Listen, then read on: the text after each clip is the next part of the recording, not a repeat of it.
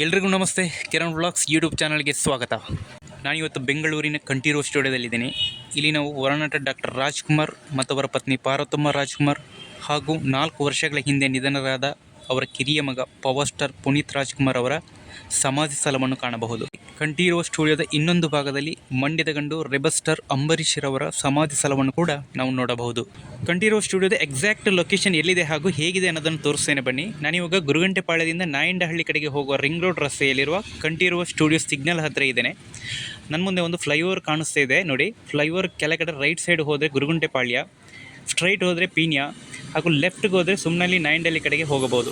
ನೀವೇನಾದರೂ ಬಸ್ಸಲ್ಲಿ ಬಂದು ಈ ಜಾಗದಲ್ಲಿ ಇಳ್ಕೊಂಡು ನಾಯಂಡಹಳ್ಳಿ ಸೈಡ್ ಕಡೆ ಹೋಗುವ ಹಾಗೆ ಫ್ಲೈಓವರ್ ಕೆಳಗಡೆ 100 ಮೀಟರ್ ಮುಂದೆ ಬಂದು ಸಾಗಿದರೆ ನಾವು ರಾಜ್ಕುಮಾರ್ ಸಮಾಧಿ ಸ್ಥಳವನ್ನು ತಲುಪಬಹುದು. ಬನ್ನಿ ಸ್ನೇಹಿತರೆ, ನಾವು ಕೂಡ ಒಂದ್ಸರಿ ಸ್ಮಾರಕದ ಒಳಗಡೆ ಹೋಗಿ ಬರೋಣ. ನಾವಿಲ್ಲಿಗೆ ಬಂದ ತಕ್ಷಣ ಈ ಥರದ ಎಂಟ್ರೆನ್ಸ್ ಕಾಣಿಸುತ್ತೆ ನೋಡಿ. ನಾನು ಬಂದಾಗ ಬೆಳಿಗ್ಗೆ ಸುಮಾರು 9 ಗಂಟೆ ಆಗಿದೆ. ಈ ಸ್ಮಾರಕದ ಒಳಗಡೆ ಹೋಗಲು ಯಾವುದೇ ಪ್ರವೇಶ ಶುಲ್ಕ ಇಲ್ಲ. ಬೆಳಿಗ್ಗೆ 9ರಿಂದ ಸಾಯಂಕಾಲ 6 ತನಕ ಓಪನ್ ಇರುತ್ತದೆ. ಎಂಟ್ರೆನ್ಸಲ್ಲಿ ಗುಲಾಬಿ ಹೂಗಳನ್ನು ಮಾರ್ತಾ ಇರ್ತಾರೆ ನೋಡಿ. ಇಲ್ಲಿಗೆ ಬರುವ ಅಸಂಖ್ಯಾತ ಅಭಿಮಾನಿಗಳು ಸ್ಮಾರಕದ ಒಳಗಡೆ ಹೋಗುವಾಗಲೇ ಗುಲಾಬಿ ಹೂಗಳನ್ನು ತಗೊಂಡು ಹೋಗಿ ಸ್ಮಾರಕದ ಬಳಿ ತೆರಳಿ ತಮ್ಮ ಪುಷ್ಪ ನಮನವನ್ನು ಸಲ್ಲಿಸುತ್ತಾರೆ. ನಾನು ಕೂಡ ಗುಲಾಬಿ ಹೂಗಳನ್ನು ತಗೊಂಡು ಮುಂದೆ ಸಾಗ್ತಾ ಇದ್ದೀನಿ. ಒಳಗಡೆ ಎಂಟ್ರಿ ಆದ ಕೂಡಲೇ ಸೈಡಲ್ಲಿ ಈ ಥರ ಬ್ಯಾರಿಕೇಡ್ಗಳನ್ನು ಹಾಕಿರ್ತಾರೆ, ಅದರಲ್ಲಿ ನಾವು ಹೋಗಬೇಕು. ಮುಂದೆ ಹೋಗಬೇಕಾದ್ರೆ ನಮಗೆ ಮೊದಲಿಗೆ ಡಾಕ್ಟರ್ ರಾಜ್ಕುಮಾರ್ ಅವರ ಸಣ್ಣ ಪ್ರತಿಮೆ ಕಾಣಿಸುತ್ತೆ ನೋಡಿ. ಇಲ್ಲಿಂದಲೇ ನಮಗೆ ಪುನೀತ್ ರಾಜ್ಕುಮಾರ್ ಮತ್ತು ಪಾರ್ವತಮ್ಮ ರಾಜ್ಕುಮಾರ್ ಹಾಗೂ ರಾಜ್ಕುಮಾರ್ ಅವರ ಸಮಾಧಿ ಸ್ಥಳ ಕಾಣಿಸುತ್ತೆ ನೋಡಿ. ಆಲ್ ರೈಟ್, ಮುಂದಕ್ಕೆ ಹೋಗೋಣ. ಬ್ಯಾರಿಕೇಡ್ ಹಾಕಿದ ದಾರಿಯಲ್ಲಿ ಮುಂದೆ ಸಾಗ್ತಾ ಇದ್ದರೆ ನಮಗೊಂದು ಓಪನ್ ಸ್ಟೇಜ್ ಕಾಣಿಸ್ತಿದೆ ನೋಡಿ. ಈ ಸಮಾಧಿ ಸ್ಥಳ ಇರುವುದು ಕಂಠೀರವ ಸ್ಟುಡಿಯೋದಲ್ಲಿ. ಕಂಠೀರವ ಸ್ಟುಡಿಯೋದ ಒಂದು ಭಾಗದಲ್ಲಿ ಈ ಥರ ಸಮಾಧಿ ಸ್ಥಳವನ್ನಾಗಿ ಮಾಡಲಾಗಿದೆ. ಕಂಠೀರವ ಸ್ಟುಡಿಯೋದ ಇನ್ನುಳಿದ ಭಾಗದಲ್ಲಿ ಧಾರಾವಾಹಿ, ಸಿನಿಮಾ ಮತ್ತು ರಿಯಾಲಿಟಿ ಶೋಗಳ ಚಿತ್ರೀಕರಣ ನಡೆಯುತ್ತದೆ.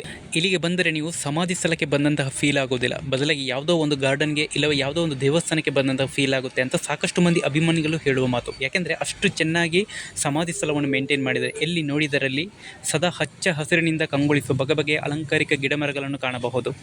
ಬಹುಶಃ ಇದನ್ನು ಕನ್ನಡ ಚಿತ್ರಪ್ರೇಮಿಗಳ ದೇವಸ್ಥಾನ ಎಂದರೂ ತಪ್ಪಾಗಲಾರದು. ಎಸ್, ಇನ್ನೇನು ಹತ್ತಿರಕ್ಕೆ ಬಂದ್ವಿ. ಮೊದಲಿಗೆ ನಮಗೆ ಸಿಗೋದು ಪವರ್ ಸ್ಟಾರ್ ಪುನೀತ್ ರಾಜ್ಕುಮಾರ್ ಅವರ ಸಮಾಧಿ ಸ್ಥಳ.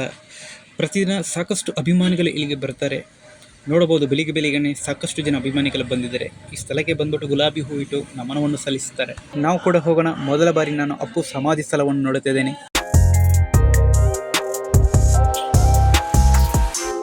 ನಾವು ಕೂಡ ಗುಲಾಬಿ ಹೂ ಇಟ್ಟು ಕನ್ನಡದ ಯುವರತ್ನ, ಕನ್ನಡದ ರಾಜಕುಮಾರ, ಕನ್ನಡದ ಕಂದ ಪವರ್ ಸ್ಟಾರ್ ಅಪ್ಪು ಅವರಿಗೆ ನಮನವನ್ನು ಸಲ್ಲಿಸೋಣ. ನಿಮಗೆಲ್ಲ ಗೊತ್ತಿರಬಹುದು, ಡಾಕ್ಟರ್ ರಾಜ್ಕುಮಾರ್ ಹಾಗೂ ಪಾರ್ವತಮ್ಮ ರಾಜ್ಕುಮಾರ್ ಅವರ ಕಿರಿಯ ಮಗನಾದ ಪುನೀತ್ ರಾಜ್ಕುಮಾರ್ ಅವರು ಹೃದಯಾಘಾತದಿಂದ ಅಕ್ಟೋಬರ್ 29, 2021ರಲ್ಲಿ ವಿಧಿವಶರಾಗುತ್ತಾರೆ. ನಾಯಕ ನಟನಾಗಿ 43ಕ್ಕೂ ಹೆಚ್ಚು ಕನ್ನಡ ಚಿತ್ರಗಳಲ್ಲಿ ಅಭಿನಯಿಸಿದ್ದಾರೆ. ಅಲ್ಲದೆ ಒಬ್ಬ ಶ್ರೇಷ್ಠ ಗಾಯಕರಾಗಿ ಗುರುತಿಸಿಕೊಂಡಿದ್ದಾರೆ. ಆಮೇಲೆ ಹಲವಾರು ಸಮಾಜ ಸೇವೆ ಕಾರ್ಯಗಳಲ್ಲಿ ತೊಡಗುವ ಮೂಲಕ ನೊಂದವರ ಬದುಕಿಗೆ ದಾರಿದೀಪವಾಗಿದ್ದಾರೆ. ಅಲ್ಲದೆ ಅವರು ಕೇವಲ ಡಾಕ್ಟರ್ ರಾಜ್ಕುಮಾರ್ ಅವರ ಮಗ ಮಾತ್ರ ಅಲ್ಲದೆ ತಮ್ಮ ಅಭಿನಯ, ನೃತ್ಯ ಹಾಗೂ ಸಾಹಸ ದೃಶ್ಯಗಳಿಂದ ಅಪಾರ ಸಂಖ್ಯೆಯ ಅಭಿಮಾನಿಗಳ ಪ್ರೀತಿಯನ್ನು ಗಳಿಸಿದ್ದರು. ಎಲ್ಲ ಬಿಟ್ಟು ಭಗವಂತನ ಪಾದ ಸೇರಿದ್ದಾಗ ಪುನೀತ್ ಅವರಿಗೆ 46 ವರ್ಷ ವಯಸ್ಸಾಗಿತ್ತು.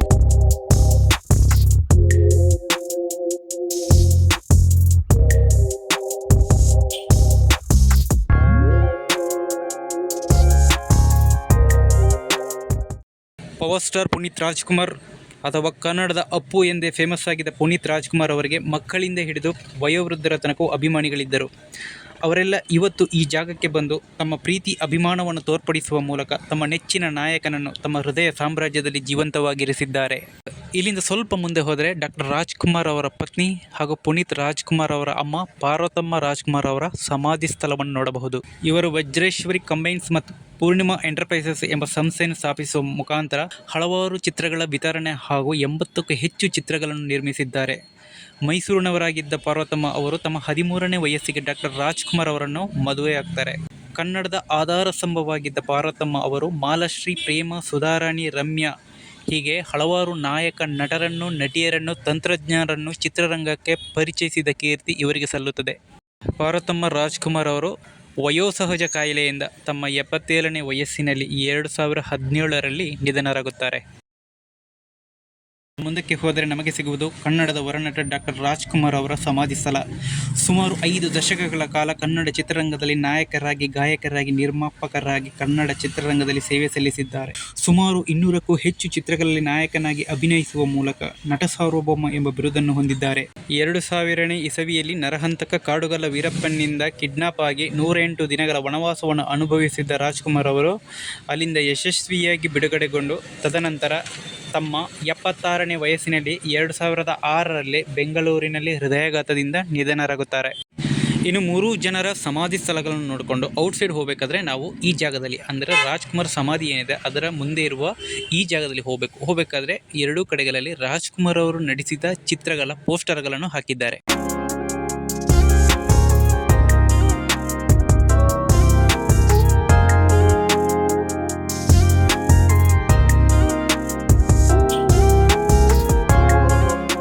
ಇಲ್ಲಿ ಇಷ್ಟೇ ಸ್ನೇಹಿತರೆ, ಇಲ್ಲಿ ಪುನೀತ್, ಪಾರ್ವತಮ್ಮ ಮತ್ತು ಡಾಕ್ಟರ್ ರಾಜ್ಕುಮಾರ್ ಅವರ ಸಮಾಧಿ ಸ್ಥಳಗಳನ್ನು ನೋಡಬಹುದಾಗಿದೆ. ಇನ್ನು ನಮ್ಮ ಎದುರುಗಡೆ ಇರುವ ಕಾಂಪೌಂಡ್ ಪಕ್ಕದಲ್ಲಿ ಸಪರೇಟ್ ಆಗಿ ಮಂಡ್ಯದ ಗಂಡು ರೆಬಲ್ ಸ್ಟಾರ್ ಅಂಬರೀಷ್ ಅವರ ಸಮಾಧಿ ಸ್ಥಳವನ್ನು ನೋಡಬಹುದಾಗಿದೆ. ಅಲ್ಲಿ ಕೂಡ ಹೋಗಿ ನೋಡ್ಕೊಂಡು ಬರೋಣ.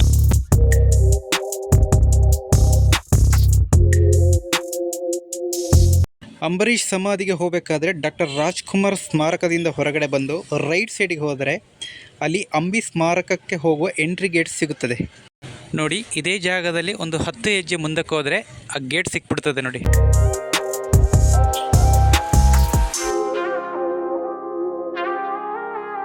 ಗೇಟ್ ಮುಖಾಂತರ ನಾವು ಒಳಗಡೆ ಬಂದು ಮುಂದಕ್ಕೆ ಹೋದರೆ ಅಂದರೆ ಒಂದು 50 ಹೆಜ್ಜೆ ಮುಂದಕ್ಕೆ ಹೋದರೆ ನಮಗೆ ಫಸ್ಟ್ ಸಿಗೋದೆ ಅಂಬರೀಷ್ ಅವರ ಸಮಾಧಿ ನೋಡಿ. ಕಾಣಿಸ್ತಿದೆಯಲ್ಲ, ಆ ಎಂಟ್ರಿಯಿಂದ ನಾವು ಈ ಕಡೆ ಬಂದಿರೋದು. ನಾನೀಗ ಅಂಬರೀಷ್ ಅವರ ಸಮಾಧಿಗೆ ಹೋಗೋ ಜಾಗದಲ್ಲಿ ಇದ್ದೀನಿ.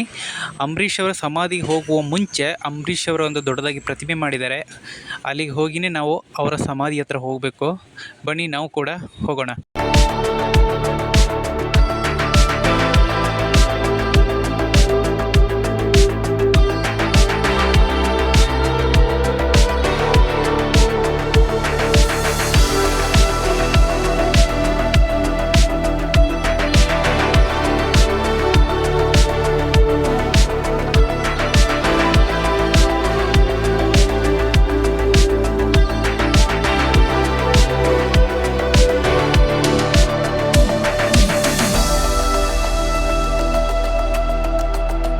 ಓಕೆ, ಅಂಬರೀಷ್ ಅವರ ಪ್ರತಿಮೆಯನ್ನು ನೋಡಿದ್ರಲ್ಲ ಸ್ನೇಹಿತರೆ, ಹೇಗಿತ್ತು ಅಂತ ಕಮೆಂಟ್ ಮಾಡಿ.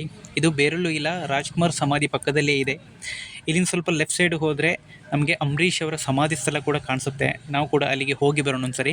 ಇಲ್ಲಿ ಕೂಡ ಅಂಬರೀಷ್ ಸಮಾಧಿ ಸ್ಥಳವನ್ನು ತುಂಬ ಅಚ್ಚುಕಟ್ಟಾಗಿ ನಿರ್ವಹಿಸಿದ್ದಾರೆ. ತುಂಬ ನೀಟಾಗಿ ಮತ್ತು ಕ್ಲೀನಾಗಿ ಹಚ್ಚ ಹಸಿರಾಗಿರುವಂತೆ ನೋಡಿಕೊಳ್ಳುತ್ತಾರೆ. ನೋಡೋಕ್ಕೆ ತುಂಬ ಖುಷಿಯಾಗುತ್ತೆ. ಯಾವುದೇ ಗೊಂದಲ ಗದ್ದಲ ಇಲ್ಲ, ತುಂಬ ಸೈಲೆಂಟಾಗಿರೋ ಜಾಗ ಇದು ಸ್ನೇಹಿತರೆ. ಇದೇ ನೋಡಿ, ಕನ್ನಡ ಚಿತ್ರರಂಗದ ರೆಬಲ್ ಸ್ಟಾರ್ ಅಂಬರೀಷರವರ ಸಮಾಧಿ ಸ್ಥಳ. 1972ರಲ್ಲಿ ನಾಗರಹಾವು ಚಿತ್ರದ ಮೂಲಕ ಚಿತ್ರರಂಗ ಪ್ರವೇಶಿಸಿದ ಇವರು 200ಕ್ಕೂ ಹೆಚ್ಚು ಚಿತ್ರಗಳಲ್ಲಿ ನಟಿಸಿದ್ದಾರೆ. ಇವರು ನಟನಾಗಿ ಮಾತ್ರವಲ್ಲದೆ ರಾಜಕೀಯದಲ್ಲೂ ಸಕ್ರಿಯರಾಗಿದ್ದರು. ಸಚಿವನಾಗಿ ಮತ್ತು ಸಂಸದನಾಗಿ ಕಾರ್ಯನಿರ್ವಹಿಸಿದ್ದಾರೆ. 2018ರಲ್ಲಿ ತಮ್ಮ 66ನೇ ವಯಸ್ಸಿನಲ್ಲಿ ಬೆಂಗಳೂರಿನಲ್ಲಿ ಹೃದಯಾಘಾತದಿಂದ ನಿಧನರಾದರು.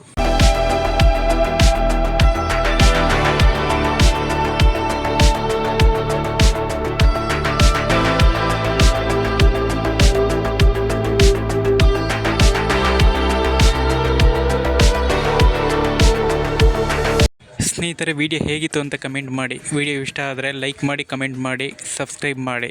ವಿಡಿಯೋ ನೋಡಿದ್ದಕ್ಕೆ ಧನ್ಯವಾದಗಳು. Thank you.